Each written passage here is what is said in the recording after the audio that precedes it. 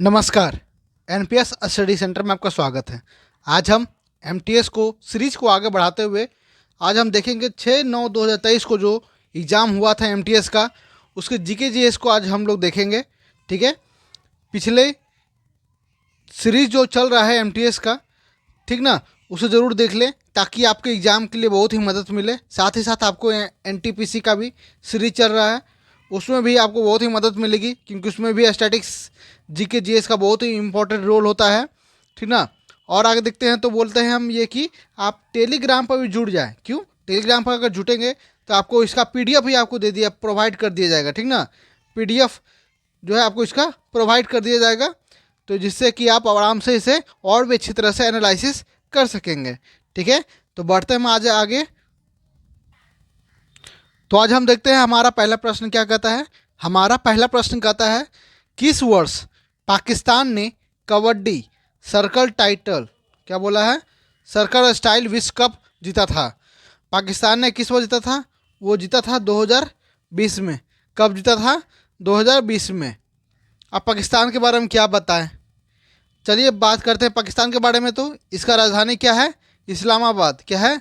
इस्लामाबाद जो है इसका राजधानी है। इसका पीएम कौन है? पीएम की बात करें तो शहबाज शरीफ।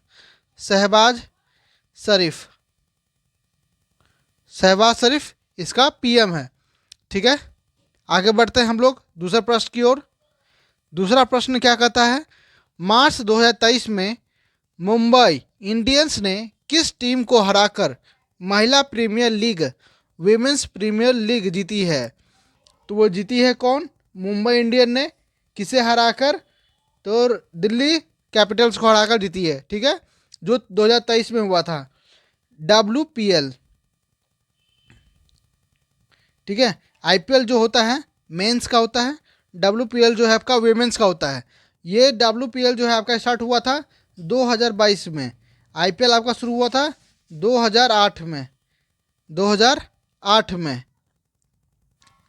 2022 के विजेता भी कौन, सॉरी एक गलती हो गया, 2023 में ही शुरू हुआ था। 2023 में ही शुरू हुआ था WPL। ठीक है, और 2024 की विजेता कौन है? 2024 की विजेता है आपकी आरसीबी। कौन? आरसीबी। आरसीबी विजेता है। किसे हराया था? इसने भी दिल्ली कैपिटल्स को हराकर 2024 का टाइटल जीता है WPL का। ठीक है, अब हम लोग देखते हैं अगला प्रश्न की ओर। अगला प्रश्न क्या कहता है? अगला प्रश्न कहता है, कौन सा राज्य में सोंगी मुखवटे नृत्य असत्य पर सत्य की जीत का जश्न मनाता है? इस नृत्य का नाम दो मुख्य कलाकारों द्वारा पहने जाने वाले दो शेर के मुखौटे से लिया जाता है, जो भगवान विष्णु के एक पहलू नरसिम्हा को दिखाता है। तो ये किस राज्य में होता है? महाराष्ट्र में। कहाँ पे? महाराष्ट्र में। अगर हम गुजरात की बात करें लोक नृत्य के, तो यहाँ गरबा सबसे ज़्यादा फेमस है। वहीं मध्य प्रदेश की बात करें तो काठी, डंडा, मटकी ज़्यादा फेमस है। वहीं झारखंड की सबसे ज़्यादा बात करें तो छऊ जो है सबसे ज़्यादा फेमस नृत्य है। अगला प्रश्न चलते हैं। अगला प्रश्न क्या कहता है हमारा? अगला प्रश्न है, मुंबई से गोवा के बीच भारत के पश्चिमी तट के विस्तार को किस रूप में जाना जाता है? तो किस रूप में जाना जाता है? कोंकण तट को। इस तरह से भारत है, यहाँ मुंबई पड़ता है आपका महाराष्ट्र, यहाँ मुंबई पड़ता है, इसी जस्ट आपका गोवा पड़ता है। ये जो पड़ता है तट, इसको कहते हैं कोंकण तट। क्या कहते हैं? कोंकण तट। अगला देखते हैं, कोरोमंडल तट किसे कहते हैं? कोरोमंडल तट की बात करें तो ये देखिए इस तरह का है भारत का निचला भाग। यहाँ आपका तमिलनाडु है यहाँ पे। ठीक है, तो पूर्वी तमिलनाडु में विस्तृत जो राज्य होते हैं, यहीं पर आपका कावेरी नदी बहती है। ठीक है, यहीं तटीय मैदान को बहता है, तो इसको क्या कहते हैं? कोरोमंडल तट कहते हैं। ठीक है, आगे देखते हैं, कन्नर मैदान। क्या है? कन्नर मैदान। ये कहाँ से है? बीच में आपका गोवा आता है, सॉरी यहाँ कर्नाटक आता है और उसके ऊपर में गोवा आता है। तो ये जो तट होता है ऊपर हो गया आपका मध्य मुंबई वाला, बीच में गोवा, उसके बाद आता है आपका कर्नाटका। तो ये दोनों ऊपर वाला तो कहला गया आपका कोकन, और उसी के नीचे वाला कहलाएगा कन्नड़ मैदान। ठीक है, आगे बढ़ते हैं। आगे क्या है, मालाबार तट। मालाबार तट कहाँ से कहाँ तक, तो ये हो गया आपका कन्याकुमारी, सबसे दक्षिणी पॉइंट है यहाँ का। ठीक है, जो कि गोवा से लेकर जो कन्याकुमारी तक आता है, तो उसे क्या कहते हैं, मालाबार तट। ठीक है, आगे बढ़ते हैं अगले प्रश्न की ओर। अगला प्रश्न क्या कहता है, अगला प्रश्न है उत्तर दक्षिण गलियारा जो स्वर्णिम चतुर्भुज महा राजमार्ग का एक हिस्सा है, वह भारत के निम्नलिखित में से किस दो शहरों में जोड़ता है। तो किसे जोड़ता है, श्रीनगर और कन्याकुमारी को। किसे, श्रीनगर और कन्याकुमारी को। वो 7 NH7 कहलाता है, ये वाला बनाता हूँ मैं आपको, एक मिनट। इस तरह से ये कलकत्ता, मुंबई, दिल्ली और ये कन्याकुमारी, और इसी से होते हुए ऊपर जाता है, जो कि जाता है जम्मू एंड कश्मीर, जो कि श्रीनगर से होते हुए आता है यहाँ कहाँ तक, कश्मीर कन्याकुमारी तक। तो वो क्या कहलाता है आपका, उत्तरी दक्षिण गलियारा। ठीक है ना, आगे बढ़ते हैं। अगला प्रश्न क्या कहता है, अगला प्रश्न कहता है उत्तर प्रदेश सरकार द्वारा दुग्ध उत्पादन को बढ़ावा देने के लिए शुरू की गई योजना का नाम क्या है। तो उस योजना का नाम क्या है, उस योजना का नाम है आपका नंद बाबा दुग्ध मिशन। किसके द्वारा शुरू किया गया है, तो उत्तर प्रदेश सरकार द्वारा शुरू किया गया है, जो कि दूध को उत्पादन को बढ़ाने का योजना है। ठीक है, अगले प्रश्न चलते हैं। अगला प्रश्न क्या कहता है, अगला प्रश्न है सामाजिक धार्मिक सुधारों के उद्देश्य से रस्त गुफ्तार, क्या लिखा है, रेस्त गुफ्तार नामक पत्रिका किस समुदाय के लिए शुरू की गई थी। तो किस समुदाय के लिए शुरू की गई थी, किस धर्म के लिए, तो ये था फारसी धर्म के लिए। किसके, पारसी धर्म या फारसी धर्म के लिए शुरू की गई थी। ठीक ना, आगे बढ़ते हैं अगले प्रश्न की ओर। अगला प्रश्न क्या कहता है, अगला प्रश्न है मानव विकास रिपोर्ट 2021-22 के अनुसार 191 देशों में भारत का कौन सा स्थान है। तो 2021-22 का पूछा है, तो 132वां स्थान है। कितना स्थान है, तो 132वां स्थान है। उसमें टॉप पर कौन था, टॉप पर था स्विट्ज़रलैंड। कौन था, स्विट्ज़रलैंड। 2024 की बात करें तो 23-24 की, तो इसमें इंडिया अभी कितना पे है, 134वें नंबर पे है, टोटल 191 देशों में। अभी भी टॉप पर कौन है, तो वो है स्विट्ज़रलैंड। कौन है, स्विट्ज़रलैंड। अगर हम इसकी बात करें मानव विकास सूचकांक रिपोर्ट की, तो ये कब शुरू किया गया था, ये शुरू किया गया था 1990 में। कब शुरू किया गया था, 1990 में शुरू किया गया था। इसको रिपोर्ट जारी करता कौन है, UNDP। UNDP जो इसे जारी करता है। ठीक है, यूनाइटेड नेशन डेवलपमेंट प्रोग्राम। आगे बढ़ते हैं। अगला प्रश्न क्या कहता है, अगला प्रश्न है परमाणु संख्या 35 वाले किस रासायनिक तत्व में तीक्ष्ण गंध मतलब बर्निंग पंगनेंट ऑडियो जो कहा रहा है वह वाला गहरा लाल भूरा तरल होता है, तो वो कौन सा होता है, ब्रोमीन होता है। क्या बोला है प्रश्न, फिर से पढ़ेंगे। परमाणु संख्या 35 वाले किस रासायनिक तत्व में तीक्ष्ण गंध वाला गहरा लाल भूरा तरल होता है, तो वो होता है ब्रोमीन का। किसका, ब्रोमीन का। अगला प्रश्न देखते हैं। अगला प्रश्न है निम्नलिखित में से कौन सी आत्मकथा संबंधित क्रिकेटर से संबंधित ढंग से मेल नहीं खाती है। तो यहाँ देखेंगे हम लोग स्ट्रेट फ्रॉम द हार्ट, यह किसका है, तो ये कपिल देव जी का ही है। अगला देखें तो अगला लिखा है the test of my life from cricket to cancer at back, ये किसकी बुक है, तो ये है युवराज सिंह के। किसकी, युवराज सिंह के। अगला देखेंगे तो क्रिकेट डिलाइटफुल, ये किसकी बुक है, तो ये मुश्ताक अली की है, मुश्ताक अली की। अगर यही बात करें हम थर्ड नंबर जो आंसर गलती है सही है, उसमें लिखा है प्लेइंग इट माई वे, तो ये वीवी लक्ष्मण का नहीं है, ये है सचिन तेंदुलकर का। किसका, सचिन तेंदुलकर का है।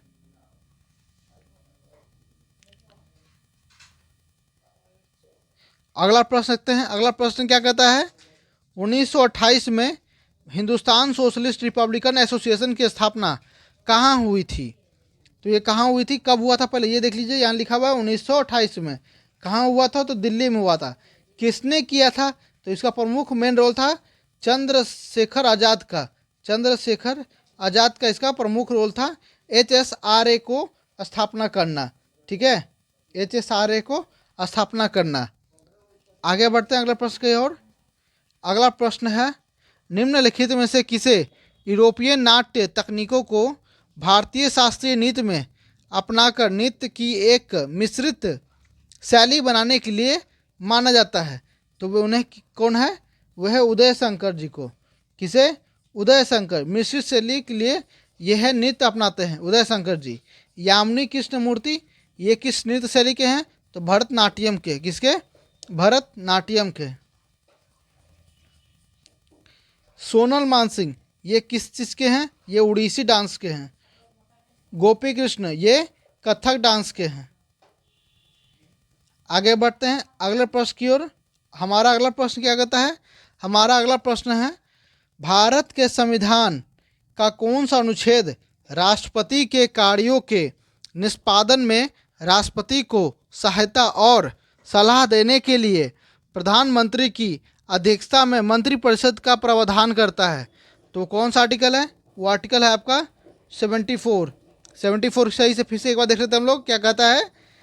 अनुच्छेद राष्ट्रपति किस अनुच्छेद में राष्ट्रपति के कार्यों के निष्पादन में राष्ट्रपति को सहायता और सलाह देने के लिए प्रधानमंत्री की अध्यक्षता में मंत्रिपरिषद की प्रावधान करता है? तो कौन सा? 74। आगे देखते हैं 77 किसे कहता है? 77 कहता है भारत सरकार के कार्यकारी व्यवसाय को नियंत्रित करता है। क्या कहा है? भारत सरकार के कार्यकारी व्यवसाय को नियंत्रित करता है। कौन? तो कौन करता है?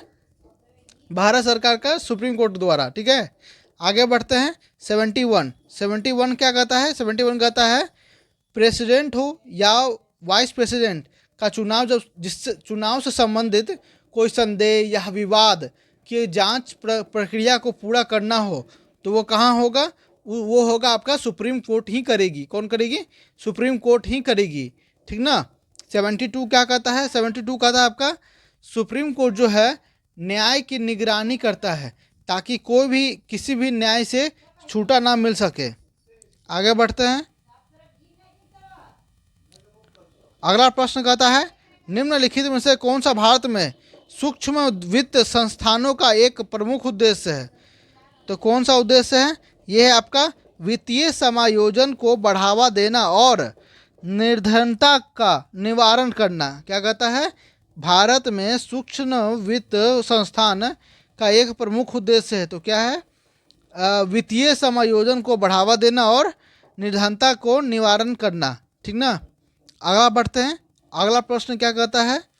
हमारा अगला प्रश्न क्या कहता है? हमारा अगला प्रश्न कहता है अगस्त 2021 तक भारत में कितनी शास्त्रीय नृत्य शैलियाँ संगीत नाटक अकादमी द्वारा आधिकारिक तौर पर मान्यता प्राप्त थी? तो टोटल कितनी है? अभी भी 8 ही है। कौन कौन सी हैं? तो पहले बात करते हैं हम लोग भरतनाट्यम का। भरतनाट्यम हो गया। ये कहाँ का है? ये तमिलनाडु का है। ठीक है, अगला देखते हैं। अगला है आपका कथकली और मोहिनीअट्टम। ठीक है, ये दोनों कहाँ का है? ये दोनों है आपका केरला का। कहाँ का? केरला का। 2 1 3 हो गया। आगे देखते हैं अगला है हो गया आपका कुचिपुड़ी। कौन सा? कुचिपुड़ी हो गया। ठीक ना। ये कहाँ का है? ये है आपका आंध्र प्रदेश का। 4 हो गया। आगे देखते हैं फिर से कथक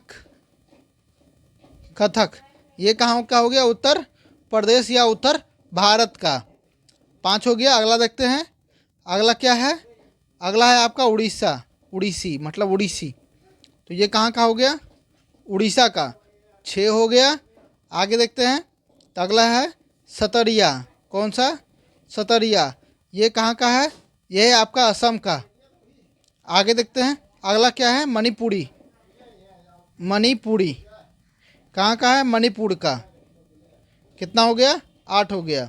फिर से एक बार गिनाता हूँ मैं आपको। भरतनाट्यम, कुचिपुड़ी, कथकली, मोहिनीअट्टम, कथक, उड़ीसी, सतरिया और हो गया आपका एक मणिपुरी। अगला प्रश्न चलते हैं। अगला प्रश्न क्या कहता है हमारा? अगला प्रश्न कहता है किस प्रक्रिया को कभी कभी न्यूनीकरण विभाजन मतलब रिडक्शन डिवीजन कहा जाता है, क्योंकि वह शुक्राणु और अंडे बनाने के लिए गुणसूत्रों की संख्या को सामान्य संख्या से आधा कर देता है। तो उसे क्या कहते हैं? अर्धसूत्री कहते हैं या मेयोसिस कहते हैं, अर्धसूत्री कहते हैं। ठीक ना। अगला प्रश्न चलते हैं। अगला प्रश्न क्या कहता है हमारा? हमारा अगला प्रश्न है त्रिमुखी, पंचमुखी, सप्तमुखी और नवमुखी जैसे तालों की रचना करने का श्रेय किस भारतीय संगीत दिग्गज को दिया जाता है? तो वे थे हमारे एम बालामुरली कृष्णा। कौन? एम बालामुरली कृष्णा थे, जिन्होंने त्रिमुखी, पंचमुखी, सप्तमुखी और नवमुखी जैसे तालों की रचना की है। ठीक ना। अगला बढ़ते हैं अगला प्रश्न की ओर। अगला प्रश्न क्या कहता है? अल नीनो का तात्पर्य क्या है? अल नीनो का तात्पर्य क्या है? तो यह है गर्म जल धारा को अल नीनो कहते हैं। अल नीनो बनता कहाँ पे है? तो ये बनता है आपका प्रशांत महासागर में। अब प्रशांत महासागर किस प्रशांत महासागर में? तो पूर्वी प्रशांत महासागर। जैसे देखिए ये आपका हो गया, ये हो गया आपका दक्षिणी अमेरिका, आई साइड हो गया आपका जापान, बीच में जो इतना भी पड़ता है ये आपका पड़ता है, क्या पड़ता है? ये आपका पड़ता है प्रशांत महासागर। ठीक ना। और ये पूर्वी हो गया, ये पश्चिमी हो गया। ठीक है। अब इसको फिर से देखते हैं। ये मैंने क्या बनाया यहाँ पे? दक्षिणी अमेरिका, यहाँ जापान। ठीक ना। अब यहाँ से पूर्वी प्रशांत महासागर में भूमध्य रेखा के साथ में पानी बनता है। ठीक ना। पानी बनता है और गर्म महासागर की सतह से वायुमंडल को जो है ना गर्म कर देता है, वायुमंडल को गर्म करता है, जिससे कि जो है नमी युक्त हवा ऊपर उड़ जाती है। ठीक है। ऊपर उड़ जाती है और बारिश के फिर तूफान में बदल जाती है, तूफान में बदल जाती है इस तरह से। तो यह कहाँ बनता है? यह बनता है आपका वह पूर्वी प्रशांत महासागर या प्रशांत महासागर। किस देश के पास बनता है? तो दक्षिणी अमेरिका के पेरू देश के पास। यहाँ पेरू देश है, यहाँ चिली होता है, यहाँ पेरू देश के पास बनता है ज़्यादातर। ठीक ना। पूछा जाए तो कहाँ सबसे ज़्यादा बनता है? तो अल नीनो तो वो बनता है आपका पेरू देश के पास। अगला प्रश्न चलते हैं। अगला प्रश्न है हमारा गुवाहाटी के कामाख्या मंदिर के सबसे महत्वपूर्ण त्योहारों में एक है। ठीक ना। एक है, यह हर साल मानसून के मौसम में आयोजित किया जाता है, जब मंदिर तांत्रिक अनुष्ठान के लिए 3 दिनों के लिए बंद रहता है। तो कब? ये अम्बुबाची के लिए। कौन सा? अम्बुबाची जो होता है त्यौहार, उसके लिए। ठीक ना। बाकी आगे देखते हैं कहाँ पे है। बैसागु भी आपका असम का ही है। मी दाम मीफी असम का ही है। ये आपका सीजीएल में 2024 का पूछा गया है अभी प्री में। बिहू भी जो है आपका असम का ही है। ठीक ना। आगे बढ़ते हैं। कामाख्या मंदिर किस शहर में स्थित है? तो गुवाहाटी में। कहाँ? गुवाहाटी में। गुवाहाटी कहाँ पड़ता है? असम का। ठीक है। असम में आपका है कामाख्या मंदिर। आगे बढ़ते हैं। हमारा अगला प्रश्न क्या कहता है? अगला प्रश्न कहता है कौन सा कथन सूक्ष्म वित्त संस्थान एमएफआई को सबसे अच्छी तरह से परिभाषित करता है, मतलब डिफिनेशन देता है? तो क्या कहता है एमएफआई? देखिए क्या कहता है। सूक्ष्म वित्त एमएफआई गैर लाभकारी संगठन है। ठीक ना। गैर लाभकारी संगठन जो कम आय वाले व्यक्तियों और छोटे व्यवसायों को वित्तीय सेवाएं प्रदान करता है। क्या बोला? एमएफआई क्या है? जो कि ऐसा गैर लाभकारी संगठन है जो कम आय वाले व्यक्तियों और छोटे व्यवसायी के लिए ना वित्तीय सेवाएं प्रदान करता है। ठीक ना। जिससे कि वो अपना काम जो है अच्छी तरह से या अपने बिजनेस को अच्छी तरह से ऊपर उठा सके। आगे बढ़ते हैं अगला प्रश्न की ओर। अगला प्रश्न क्या कहता है? राज्य के नीति निर्देशक सिद्धांत का स्रोत क्या है? क्या? तो कौन सा स्रोत से लिया गया? डीपीएसपी 36 से लेकर आपका 51 तक है। ठीक ना। ये क्या किससे लिया गया? तो भारत अधिनियम 135 के निर्देश से लिया गया। किससे? भारत अधिनियम 1935 से लिया गया है। आगे बढ़ते हैं।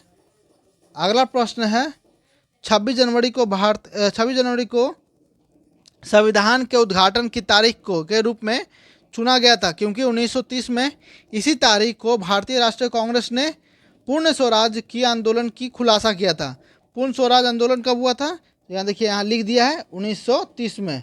कब हुआ था? 1930 में, ठीक ना। भारत छोड़ो आंदोलन कब हुआ था? 1942 में। कब? 1942 में। खिलाफत आंदोलन 1919 में। नमक सत्याग्रह ये आपका 24 दिन का चला था। कब से कब तक? 12 मार्च से लेकर 6 अप्रैल। कब? तो 1930 में। कब? 1930 में। आगे बढ़ते हैं। हमारा अगला प्रश्न क्या कहता है? हमारा अगला प्रश्न कहता है द गाइड 1958 में भारतीय लेखक किनके द्वारा अंग्रेजी में लिखा गया एक उपन्यास है। तो गाइड किनके द्वारा लिखा गया है? तो लिखा गया है इनके R.K. नारायण द्वारा। R.K. नारायण द्वारा। पंचतंत्र करे मालगुडी डेज भी जो है आपका R.K. नारायण द्वारा लिखा गया है, ठीक ना। लास्ट प्रश्न की ओर चलते हैं। लास्ट प्रश्न क्या कहता है हमारा? 13वीं हॉकी इंडिया सीनियर महिला राष्ट्रीय हॉकी चैंपियनशिप कहाँ आयोजित किया गया था? तो ये किया गया था आपका आंध्र प्रदेश में। कहाँ? आंध्र प्रदेश ने। मध्य प्रदेश ने महाराष्ट्र को हराकर ये टाइटल अपने नाम किया था, ठीक ना। कब हुआ था? 2023 में। कब हुआ था? 2023 में। तो आज हम इतना ही पर रह देते हैं। मैं आपके लिए अब कल से जीके के साथ साथ इंग्लिश भी का सॉल्यूशन भी करा दूंगा पिछले ईयर्स का, ठीक है, एमटीएस का। मैं कल से ज़रूर करा दूंगा, ये मेरा गारंटी है, ठीक है। तब तक आप अपने चैनल से जुड़े रहें और टेलीग्राम से भी जरूर जुड़ जाएं, ताकि आपको पीडीएफ तुरंत ही मिल जाएगा। अपलोड होते ही आपको पीडीएफ भी प्रोवाइड करा दिया जाएगा, ठीक है। तो मिलते हैं अगले नेक्स्ट वीडियो में। धन्यवाद।